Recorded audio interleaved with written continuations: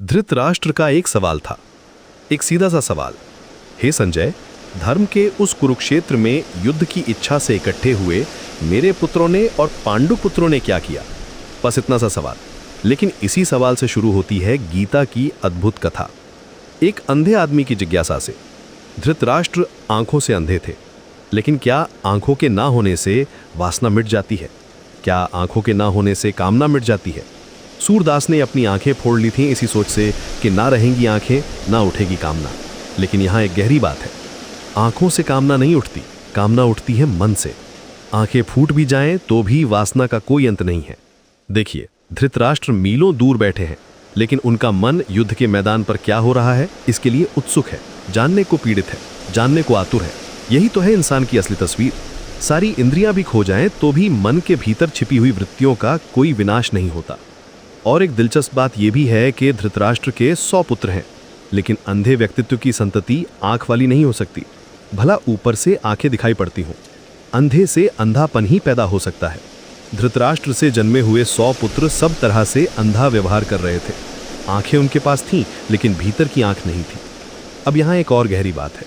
धृतराष्ट्र कहते हैं धर्म के उस कुरुक्षेत्र में युद्ध के लिए इकट्ठे हुए। ये बात ही विरोधाभासी है।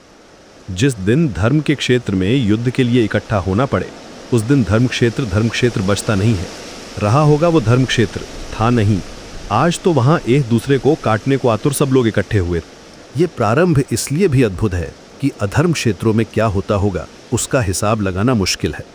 लेकिन धर्म क्षेत्र में क्या होता है? अगर युद्ध और रक्तपात के हिसाब से हम विचार करें तो धर्म क्षेत्र ज्यादा अधर्म क्षेत्र मालूम पड़ेंगे।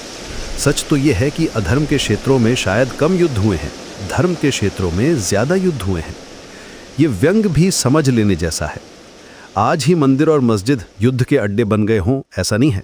हजारों साल पहले जब कृष्ण जैसा अद्भुत आदमी मौजूद था, तब भी कुरुक्षेत्र के धर्म क्षेत्र पर लोग लड़ने को ही इकट्ठे हुए थे। ये मनुष्य की गहरे में जो युद्ध की पिपासा है, ये मनुष्य के गहरे में जो विनाश की आकांक्षा है, ये मनुष्य के गहरे में जो पशु छिपा है, वो धर्म क्षेत्र में भी छूट नहीं जाता। वो वहाँ भी युद्ध के लिए तैयारियां कर लेता है। और जब धर्म की आड़ मिल जाए लड़ने को, तो लड़ना और भी खतरनाक हो जाता है, क्योंकि तब जस्टिफाइड, न्याय युक्त भी मालूम होने लगता है। अनन्या, ये बात गहरे से समझ लेनी जरूरी है। सभी धर्म ग्रंथ अंधे आदमी की जिज्ञासा से शुरू होते हैं। जिस दिन दुनिया में अंधे आदमी न होंगे, उस दिन धर्म ग्रंथ की कोई ज़रूरत भी नहीं रह जाती। वो अंधा ही जिज्ञासा कर रहा है, वो अंधा ही पूछ रहा है कि क्या हो रहा है वहाँ जहाँ मैं देख नहीं सकता। गीता की शुरुआत इसी अंधेपन से होती है।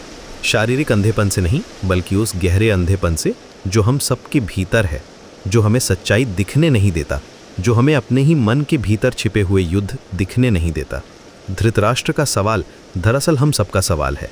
हम सब कहीं ना कहीं अंधे हैं और हम सब जानना चाहते हैं कि जीवन के युद्ध क्षेत्र में आखिर हो क्या रहा है।